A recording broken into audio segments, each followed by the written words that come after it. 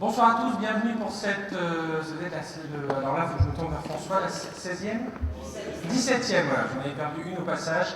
17e édition du prix des technologies numériques. Donc vous avez encore pas mal de surprises ce soir. Bienvenue à tous. Donc je suis Félix Simotel, je suis journaliste chez BFM Business et BFM TV. Et je suis arrivé juste pile parce que vous avez dû voir que dans le monde des télécoms, on en reparlera certainement ce soir avec nos invités. Ça bouge un peu en ce moment et toutes les minutes on en apprend de nouvelles entre nos amis Drahi, Bouygues Télécom, Free et puis le gouvernement qui s'en mêle. Ça fait beaucoup de monde pour 10 milliards finalement. Hein. Enfin, c'est un univers où maintenant le critère, enfin l'indicateur, la mesure, c'est le milliard. Donc on va démarrer cette soirée, on va avoir des remises de prix, on va aussi avoir des tables rondes qui vont venir rythmer cette soirée. On va aussi avoir on devait avoir la ministre, mais qui est en ce moment même à New York. Vous savez, il y a la French Touch édition, alors ils le font à New York, ils vont aller à San Francisco, où ils emmènent des startups, donc il y a la French Tech qui est concernée. Donc la ministre est à New York, mais vous verrez, on aura un aperçu, elle nous fera un salut depuis New York dans un message qu'elle nous a posté. Et sans plus tarder, je vous remercie d'accueillir Yves Poilane, Dominique Jean et François Paulus. Voilà, pour les applaudir.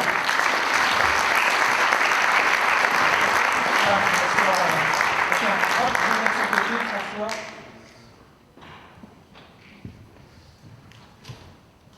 On va démarrer avec vous, Yves. Finalement, c'est un ancien élève qui met le bazar là, ce soir, parce que Patrick Drahi, il a fait un petit détour par l'X avant, mais il est allé chez Télécom. Oui, mais il paraît qu'il a fait un détour par l'X, mais en fait, c'est quand même à Télécom Parité qu'il a pris son métier. Hein. Voilà. D'ailleurs, il sait ce qui est bon, parce que dans son staff, il n'y a que des ingénieurs télécom, quasiment. Mais quand il a fait acheter SFR, il a d'ailleurs viré à peu près tout le staff de SFR pour garder des ingénieurs télécom. En plus, bon, c'est quelqu'un qui, effectivement, donc, chacun sait, est assez dur en affaires, mais quand il a la chance de trouver quelqu'un avec qui il aime travailler, et qui résiste à sa pression, il le garde. Voilà. Non, puis on l'oublie assez. Hein. Souvent, depuis hier, on le dit souvent sur nos antennes, c'est un ingénieur télécom. Faut pas oublier, c'est pas un trublion qui débarque comme on l'a vu dans d'autres univers, ou même chez d'autres opérateurs. Voilà, quelqu'un dont c'était pas forcément le métier. Lui, quand même, on sait, il a une idée derrière la tête, il sait de quoi il parle, il a toujours vécu baigné dans cet univers. Ah oui, ça c'est le moins qu'on puisse dire. Donc c'est un beau produit d'école, on va dire. Ceci étant, des beaux produits de l'école, il y en a un certain nombre dans cette salle. Hein. Donc, ça aussi, c'est un peu ce à quoi on croit, c'est la diversité des formations qu'on propose et finalement des rôles que peuvent jouer les ingénieurs télécoms dans la société du XXIe siècle. Et alors justement, est-ce que vous sentez là depuis, on va dire, depuis 2 ans, ça s'est accéléré, mais depuis l'année dernière, on en parle vraiment beaucoup plus, la transformation numérique. Avant, on parlait évidemment d'informatique, on parlait des télécoms. Aujourd'hui, on voit le numérique, ça y est, il est plus uniquement chez les ingénieurs, il n'est plus uniquement dans les laboratoires de recherche, dans les sociétés techniques, il est partout. Hein. On est avec nos mobiles, un boulanger, un avocat, un médecin, un agriculteur, sont tous concernés par le numérique. Ça veut dire quoi aujourd'hui pour vous, directeur de Télécom Paris-Tech, voilà, comment vous réorientez un peu vos cursus universitaires et comment vous voyez justement ce numérique comme un levier pour votre croissance? Alors déjà, on voit se matérialiser la place que prend le numérique dans les entreprises françaises à la très grande diversité des débouchés de nos diplômés. Hein, que ce soit à la sortie d'école, il y a 40% des diplômés qui à la sortie de l'école travaillent dans des entreprises ou dans des cabinets de conseil dont le champ d'application n'est pas le domaine des technologies d'information. Le Syntec dit, vous savez, il coupe l'univers en deux, les entreprises numérisantes et puis les entreprises numérisées. Quoi. Et donc il y a 40% de nos diplômés qui vont dans les entreprises numérisées ou numérisables. Donc c'est important quand même. Ça veut dire que là on voit bien la place, à l'époque où les 3 quarts de la promo, soit c'est France Télécom, soit c'est Alcatel, soit c'est Matra, soit c'est Thomson, etc. Elle est vraiment complètement réglée. Donc ça c'est la première matérialisation. La deuxième, c'est qu'il y a beaucoup de diplômés avec plus d'ancienneté qui aujourd'hui prennent des positions importantes dans des entreprises qui cherchent à prendre le virage de la transformation numérique. Alors on pense évidemment à Vivek Badrinath chez Accor, on pense à Yves Tirode à la SNCF. Il était déjà chez Voyage SNCF, il était dans le métier d'Internet et puis il a été aspiré dans la maison mère pour prendre le poste de... Et ça, vous le sentez que vos étudiants aujourd'hui sont conscients qu'aujourd'hui, voilà, il y a plus seulement ces entreprises à numériser, Donc ils peuvent se retrouver chez Leroy Merlin, chez Accor. Quand ils arrivent chez nous, non. Hein, ils n'en sont pas conscients quand ils arrivent chez nous, mais enfin on fait tout pour le développer chez eux, cette conscience-là. Voilà, donc on a effectivement refondu notre cursus en plusieurs étapes. La dernière sera à la rentrée 2015, pour justement faire en sorte qu'ils soient beaucoup plus ouverts aux potentialités du numérique et au rôle qu'ils vont pouvoir jouer pour accompagner la transformation numérique des entreprises. Donc on a pour ça la chance d'avoir un département sciences économiques et sociales qui est très très important à l'école. Il y a d'abord le chef de département est là, un ancien chef de département est dans la salle également, je le salue, et qui effectivement nous permettent de faire ce que peu d'écoles, je pense, font en France et même peu d'établissements d'enseignement supérieur à l'étranger, c'est-à-dire d'intégrer la dimension impact du numérique sur l'économie et la société dans la formation de nos ingénieurs télécoms. Donc pour nous, c'est super important pour justement leur permettre, après des boulots très techniques, au départ, c'est pas rien de choquant, à prendre des positions beaucoup plus grandes d'influence dans l'entreprise dans laquelle ils seront et évoluer vers le métier de l'entreprise, sachant que le métier d'entreprise, aujourd'hui, dans n'importe quelle entreprise, il a une composante numérique. Et on aura l'occasion d'en reparler. On vous retrouvera tout à l'heure avec l'un de nos lauréats, justement, et on pourra parler justement de l'entrepreneuriat et comment vos étudiants aussi vous les poussez vers l'entrepreneuriat, et puis comment aussi ça change aussi pour les profs, parce que les profs aussi doivent accompagner ce changement. Dominique Jean, donc 17e édition, donc ça prend un événement qui prend toujours plus d'ampleur. Pourquoi ce rendez-vous est important pour vous? Le rendez-vous est important pour l'association parce qu'en fait, c'est d'abord l'occasion de se retrouver, de se retrouver 17 ans, c'est vrai, et tout à l'heure je rencontrais beaucoup d'entre nous qui ont participé aux 17 éditions, et ça c'est rafraîchissant de voir que pour notre association, cette manifestation est à la fois le symbole de notre relation permanente avec les entreprises qui nous emploient, tout simplement, les entreprises de notre secteur, mais cette manifestation est aussi un peu le symbole d'une tradition d'association, et la manifestation a su évoluer pendant ces 17 ans. Il y a quelque chose qui est resté, une espèce de pilier permanent qui était le prix du manager, ça celui-là il a toujours existé, mais si on regarde les deux autres prix ils ont évolué en fonction des années selon justement l'évolution du secteur du numérique. Ça s'est accéléré sur ces 3-4 dernières années, on va dire, parce que auparavant c'était un peu plus, pas figé, mais ça correspondait plus au secteur qui était moins dynamique. J'en parlais là, avec quelqu'un tout à l'heure, on a eu le prix du promoteur du numérique, c'est-à-dire en fait on était effectivement à une époque dans une idée que le numérique était en train de révolutionner la société et que c'était l'avenir qui changeait grâce au numérique. Aujourd'hui, je crois qu'on est beaucoup plus dans le présent. Le numérique, c'est le présent des entreprises, c'est le présent non seulement des entreprises de technologie, c'est sûr, mais c'est aussi, comme le disait Yves, le présent de beaucoup d'entreprises qui ne sont pas des entreprises de technologie. Et ça, la manifestation en est l'illustration. Ce serait amusant, on regardera au fil du temps, puis même dans 2-3 ans, comment auront évolué pas forcément les prix, mais voilà, ceux qui recevront les prix pour les années à venir. Mais déjà cette année, vous allez voir, il y a quelques belles surprises, enfin, j'espère que vous le prendrez comme tel. François Paulus, donc là on passe au jury, là on rentre dans ce prix, donc 6 mois de travail, peut-être vous pouvez nous rappeler un peu comment tout ça a été construit. C'est des équipes d'étudiants qui font il y a une thématique qui est donnée et ils partent en quête de ces... Oui. Donc on a un jury de 16 personnes de toute origine, quand même digitale quand même en général, mais on a je ne vais pas les citer tous qui m'en excusent, mais on a des gens sociétés de boîtes de conseil, des banques d'affaires, des opérateurs, des gens d'associations, enfin donc voilà, le jury forcément indépendant puisque les manants, pas que des anciens élèves, enfin voilà, les manants de partout. La façon dont on procède, chaque année effectivement on définit un thème au début de l'année, donc l'économie collaborative pour cette année, et ce thème en fait vise 2 des 3 prix, parce que sur le prix du manager c'est un peu plus compliqué de faire un seul thème, et une fois, alors peut-être pourquoi ce thème si vous voulez, pourquoi ce thème en fait on rappelle, on a eu la santé il y a 2 ans, l'année dernière on était les objets connectés, voilà, et puis les objets connectés, maintenant ça devient trop large, il faut voir qu'on fasse des objets connectés. Donc on a fait, du coup c'est pour ça qu'il y a un des 2 prix qui est prix d'objets connectés mais liés à l'économie collaborative et le prix d'innovation lié également à l'économie collaborative. On a considéré qu'effectivement, enfin je ne vais pas dire on ne parle que de ça dans la presse, mais c'est vrai qu'on en parle beaucoup. Pour ceux qui ont lu le fameux livre de Jeremy Rifkin, bon, c'est vrai qu'on parle de la troisième révolution industrielle, de l'énergie distribuée, de la communication, Internet of Things. On s'est dit, c'est cette année ou jamais il faut faire ce thème-là. On a eu du coup beaucoup de sociétés qu'on a analysées et comme tu disais Frédéric, en fait on a 4 élèves qui ont travaillé pendant 4 mois pour nous. On a fait 6 réunions au total et on est arrivé, je pense, à deux très bons prix que je ne vais pas dévoiler là. Surtout pas. Voilà, donc on va les découvrir en quelques instants. Bonjour à toutes et tous. J'aurais aimé être parmi vous aujourd'hui, mais je me trouve actuellement à New York pour participer à la French Touch Conference. Promouvoir l'attractivité de la France et encourager toutes les startups françaises qui souhaitent s'attaquer au marché étranger. On ne se refait pas, c'est mon dada et c'est celui du gouvernement.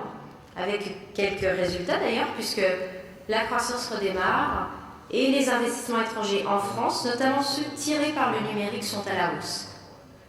L'année dernière, je venais d'être nommée au gouvernement lorsqu'il m'a été suggéré de venir vous voir à l'occasion de la même cérémonie. Alors je vais vous faire un aveu, je ne savais pas tellement où j'habitais et ce qui était attendu de moi. Mais il y a des moments forts comme cela dans une vie qu'on n'oublie pas et je tenais aussi en forme de clin d'œil à vous adresser ce petit message par vidéo interposé. En réalité, il m'est assez aisé de vanter partout dans le monde la qualité de la French Tech, car celle-ci repose en partie sur celle de ses ingénieurs.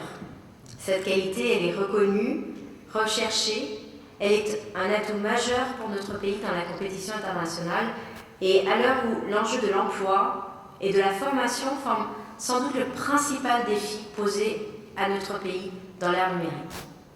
Télécom ParisTech compte parmi les grandes, les belles écoles d'ingénieurs en France. C'est d'ailleurs cette fonction qui m'a permis de le découvrir pleinement, d'en prendre toute la mesure et c'est une vraie fierté. Donc bravo et merci à vous de nous permettre de faire briller l'excellence et l'intelligence française à l'international. Je souhaitais partager avec vous une actualité importante. Le Premier ministre a présenté il y a quelques jours la stratégie numérique du gouvernement pour la France. En voici quelques-uns des axes. Cette stratégie vise à instiller le numérique dans tous les aspects de la vie des Français. Économie, éducation, emploi, santé, tourisme, gestion des données, rapport avec les administrations, etc. Le premier chantier, c'est celui de l'économie. Si la croissance est de retour, la situation reste fragile. Aussi, le numérique doit donner sa pleine mesure en matière de création de valeur, création d'activités et d'emplois. Cela passe notamment par le développement et le meilleur financement des startups. En captant une partie de l'argent des capitaux risqueurs internationaux, notamment, et c'est exactement la tâche que je me suis assignée ici à New York, faire le tour des investisseurs, des analystes, des lawyers, pour démonter point par point les idées reçues, les préjugés, pour leur démontrer que la France est un pays attractif, que nous y innovons, que nos entreprises décrochent des contrats. Cette croissance, elle passera également par un renforcement des rapports entre grands groupes et start-up, avec très concrètement, avant la fin de l'année, un guide des bonnes pratiques et un forum dédié à cette alliance nouvelle, organisée à Bercy, alliance que j'appelle de mes vœux pour que les uns et les autres s'engagent réciproquement et ce de manière pérenne. L'enjeu est également de recourir au numérique pour emporter toute la transformation de notre tissu économique et industriel afin de le moderniser, de le rendre plus compétitif. C'est particulièrement vrai des TPE et des PME. C'est d'ailleurs là que se trouve une grande partie de nos relais de croissance, de marché, d'exportation et c'est la raison pour laquelle l'effort du gouvernement se porte particulièrement sur ces structures pour les accompagner en ce moment.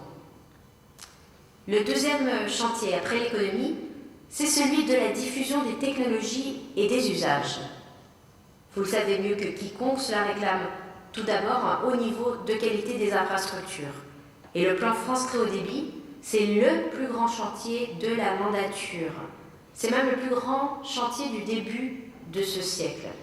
L'objectif est clair, une couverture totale du territoire à l'horizon 2022.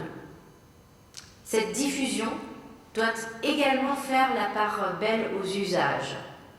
C'est tout le sens de la création de l'Agence du numérique et du soutien que nous portons à la médiation numérique, ou encore de la création de la grande école du numérique, qui doit permettre à 10 000 jeunes, aujourd'hui sans emploi, sans qualification, d'être formés aux nouveaux métiers du numérique.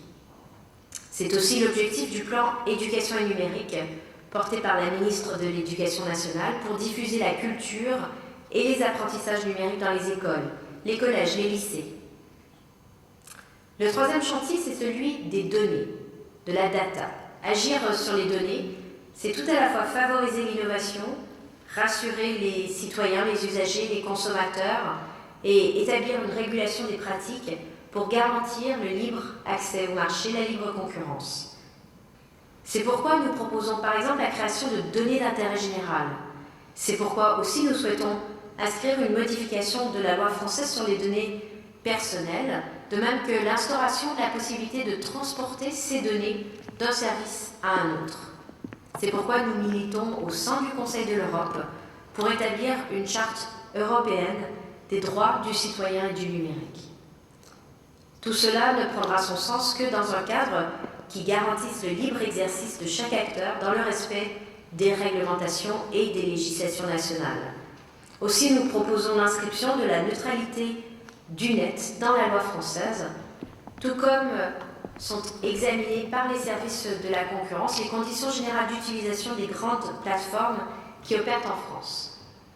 L'ensemble de ces chantiers, il ne pourra trouver sa pleine réalisation qu'en s'appuyant sur un État qui est lui-même capable de réaliser sa révolution numérique. Pour rendre nos services publics plus efficaces, plus personnalisés, nous créerons un État plateforme doté d'API pour interroger les bases de données d'État et pour interagir directement avec ces systèmes d'information afin de créer de nouveaux services. Il nous faut également aller vers une stratégie de plateforme coordonnée pour les services publics, avec un portail d'entrée unique vers tous les services de l'État pour tous les usagers. Nombre de ces propositions trouveront leur place dans le projet de loi que j'aurai l'honneur de défendre devant le Parlement à l'automne, mais je vous indique que ce texte sera disponible en ligne avant sa transmission au Conseil d'État, en version bêta donc, d'ici quelques semaines pour que chacun puisse s'en saisir, l'amender, l'enrichir. Car le numérique, c'est finalement aussi un prétexte. Cela doit être un outil de réinvention de la démocratie et de la participation citoyenne. Alors, chers amis, encore bravo aux finalistes et aux futurs vainqueurs du prix des technologies numériques. Par votre détermination, énergie, enthousiasme, votre inventivité, vous montrez la voie. Merci à François Paulus d'avoir accepté de présider le jury. Et puis, j'ai presque envie de vous dire à l'année prochaine.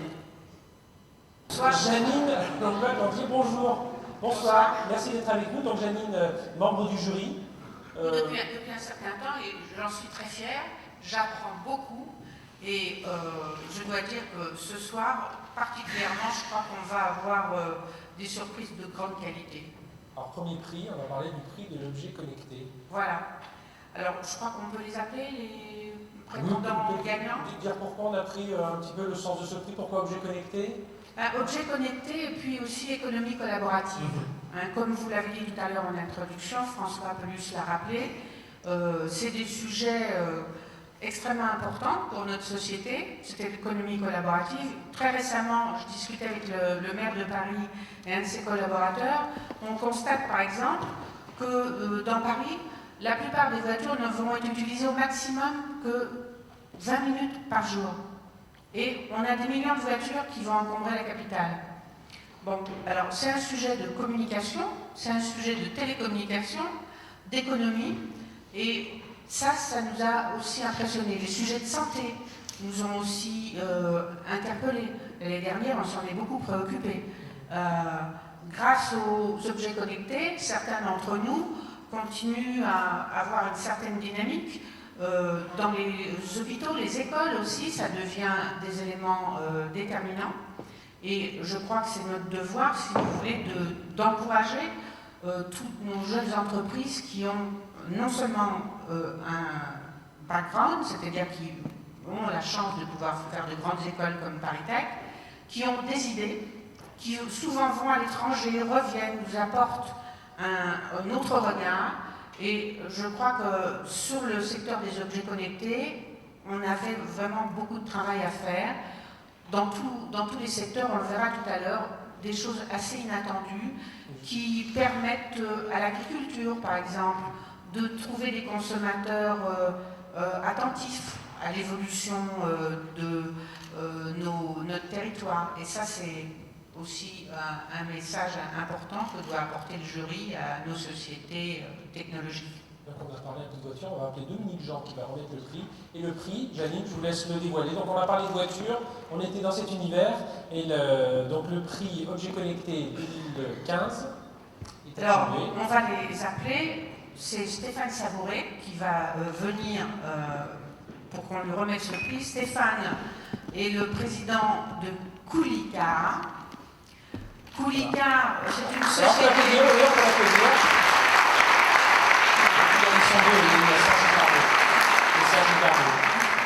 Et puis on va appeler un de ses collaborateurs importants, Stéphane Ricardo. Serge Ricardo. Voilà, qu'on peut applaudir aussi. Bonsoir. Donc la société s'appelle Coulicar. Peut-être un... Je suis heureux de vous remettre ce prix, Stéphane et Serge, de la part à la fois de l'école, du jury et de l'association des anciens. Est-ce que je peux... C'est Janine qui va poser la question, on va vous laisser répondre. Non mais je veux montrer un petit peu le Coulicar, c'est quoi? Alors, moi je me suis fait offrir, comme Netflix pour un mois gratuit, je plaisante, mais c'est une carte, si vous voulez, pour un usager, et avec ça, je peux utiliser une voiture quand je veux, à ma disposition, près de chez moi. Alors ça nécessite une haute technologie, et ça, Stéphane, ingénieur, manager, 2 grandes écoles, et puis l'inventeur de la Coolbox, ça nécessite une technologie très poussée. Vous avez mis combien d'années pour développer ça? Alors on a débuté en 2011, donc on a fait à peu près 2 années de recherche et développement, et après on a eu 18 mois d'expérimentation en conditions réelles dans la ville de Bègle, qui est à proximité de Bordeaux, et juste après dans la ville de Cannes. Donc c'est 2 années de recherche et développement et 18 mois d'expérimentation. Et donc le principe, c'est de... Alors le principe, effectivement, ça c'est... Autrefois c'est un peu aujourd'hui aussi, les gens avaient des clés pour conduire une voiture, et aujourd'hui, quand vous êtes chez Coulicar, vous avez un petit badge nominatif qui ressemble à celui-ci, et ça c'est la clé pour conduire plusieurs centaines de voitures qui sont réparties un peu dans toute la France. Donc on a développé la Coolbox, qui est donc un boîtier télématique qu'on installe dans les voitures des personnes privées. Et la Coolbox permet d'éliminer toutes les contraintes, toutes les frictions de location entre particuliers. Donc il n'y a plus de contrat à signer, il n'y a plus de clés à échanger, il n'y a plus de kilométrage à relever. Et puis la beauté de tout ça, c'est qu'on ne paye que à l'usage, puisque à la fin d'une location sur Coulicar, la Coolbox va vous dire vous avez fait 23 km pendant 2h10 et ça vous coûte 14 €. Et le 14 € est débité de votre compte automatiquement. Et on est dans l'économie collaborative, alors 70% de ce montant est versé directement sur le compte du propriétaire, et nous on prend une commission de 30%. Alors au bout du compte, ça c'est effectivement la clé pour conduire toutes les voitures qui sont autour de moi. Ça vient avec une application smartphone, en 2 clics, on est capable de localiser les voitures autour de soi, de la réserver, et puis à partir du moment où je l'ai réservée, le boîtier est programmé avec ma réservation, et dès que je présente ma carte, la voiture me détecte, m'ouvre les portes et m'autorise à conduire. Serge Ricardo, c'est tout simple alors. Et puis ensuite, de faire à souder, on fait une petite Coolbox, c'est ça. Expliquez-nous, comment ça vous est venu l'idée de cette Coolbox? En fait, c'est venu l'idée tout simplement de supprimer les contraintes. C'est de là où est venue l'idée. Donc on s'est dit pour supprimer les contraintes, il faut effectivement être capable d'accéder au véhicule sans avoir à rencontrer le propriétaire. Et l'idée est venue de là progressivement. Après la simplicité, non, c'est pas simple. Parce que les véhicules sont tous différents, que un certain nombre d'informations sont quand même très C'est ça le plus difficile presque, c'est de savoir comment on va récupérer selon les véhicules les informations. Exactement. On a vraiment une diversité et puis ces informations-là sont très privées, sont très sécurisées par les constructeurs.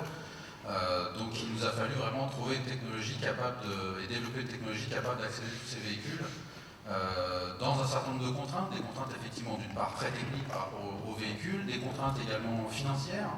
On s'adresse à une économie collaborative avec des particuliers, donc il fallait une technologie qui soit de pointe mais pas chère. Donc ça c'était également un vrai défi.